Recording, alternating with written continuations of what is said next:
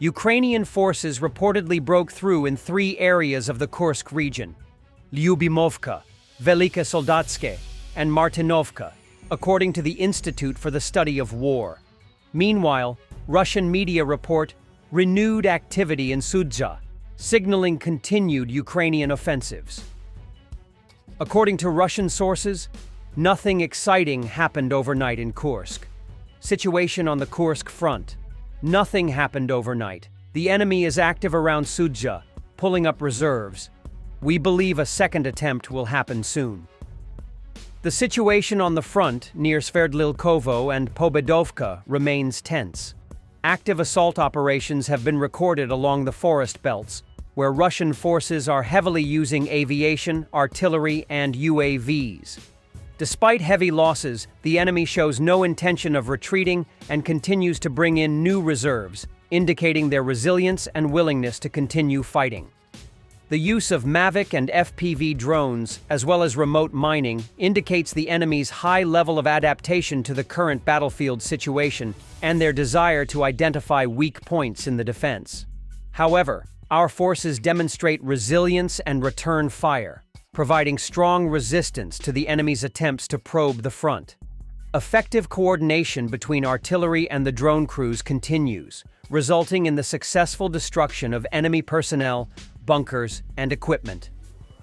Ukrainian positions in the Kursk region are crucial, as they will undoubtedly play a significant role in any negotiations that may take place within the next year, said U.S. Secretary of State Antony Blinken. North Korean soldiers are evicting Russian pensioners from their own homes in the village of Makhnovka in the Kursk region so that they can hide from the cold and drones. We know for sure that they were Koreans, not Russians, not only by their physical appearance, but also by other intelligence. The streams we watched clearly showed that they were Koreans, and we also know that they were operating in that area and suffered significant losses. Ukraine says Russian and North Korean forces have suffered heavy losses in fighting in Russia's southern Kursk region. Ukrainian President Volodymyr Zelensky says the Russian army lost up to a battalion of North Korean infantry soldiers and Russian paratroops. A battalion can vary in size, but is generally made up of several hundred troops. North Koreans were taking extreme measures to avoid being taken prisoner, and in some instances were being executed by their own forces.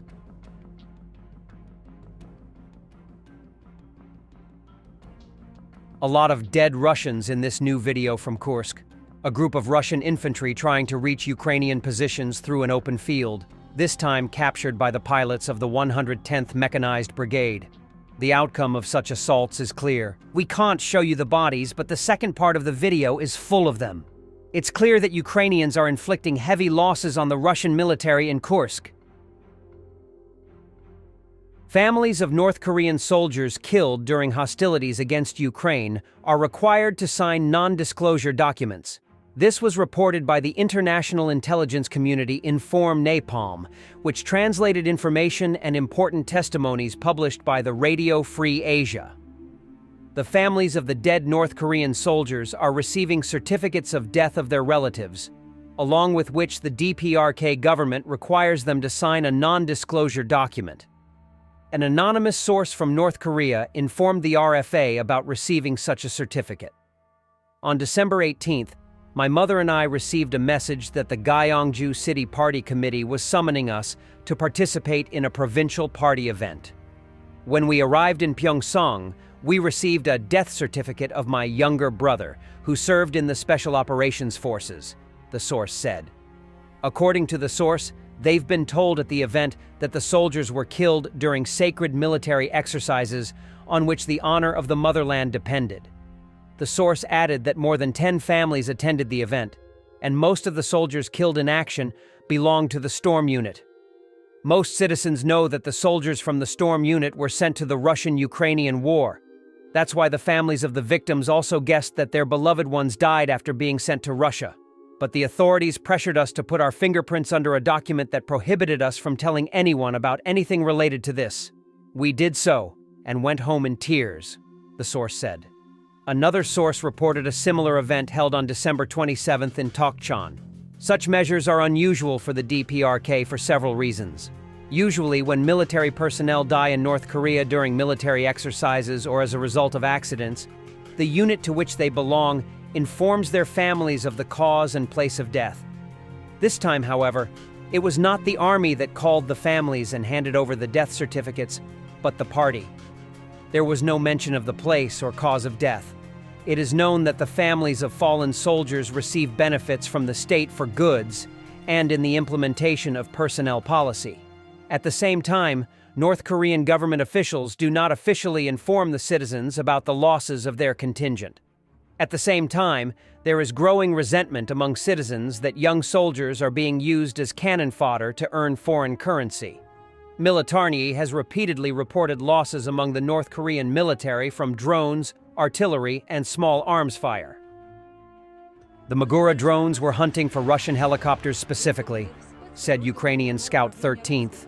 The commander of the Special Forces Unit of the Ministry of Defense of Ukraine, Group 13 with the call sign 13th, revealed the details of the historic air-sea battle in the Black Sea, when on the last day of 2024, missile strikes from Magura 5th, 5 naval drones managed to destroy 2 and hit 1 Russian helicopter in the Black Sea. In this operation, our task was not, as usual, to hide from aviation. We went specifically to hunt for air targets. We were full of inspiration for a meeting with the enemy, the scout said in an exclusive interview with journalists of TSN. The enemy has pecked. We were spotted. We started working. The maximum we had right next to us was 3 helicopters at one time, despite the Sukhois flying there. Logically, said the 13th, according to him, it was necessary to aim and strike a missile at a detected enemy target as quickly as possible. With the first strike, Group 13 operators managed to hit an enemy helicopter. The Russian crew didn't even realize what had happened. They even shot down air traps and then fell into the Black Sea. Then, after some time, confirmation came that the second one had been hit. In total, we have 2 destroyed and 1 damaged. Zrania, the scout reported. President Zelensky, almost every day we defend our skies from Russian missiles and drones. During this night, 103 Shaheds attacked Ukraine, which used 8,755 foreign-made components.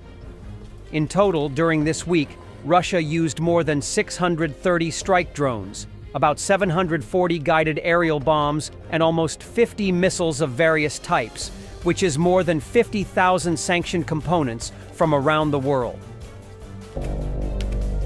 Moldovan breakaway region Transnistria's energy crisis deepens. Coal reserves at its power plant will deplete by the end of January, leaving the region without electricity, following halted Russian gas supplies on January 1st. Moldovan authorities are preparing emergency measures. The crisis in Transnistria started with the cutting the supplied with Russian gas from Ukraine.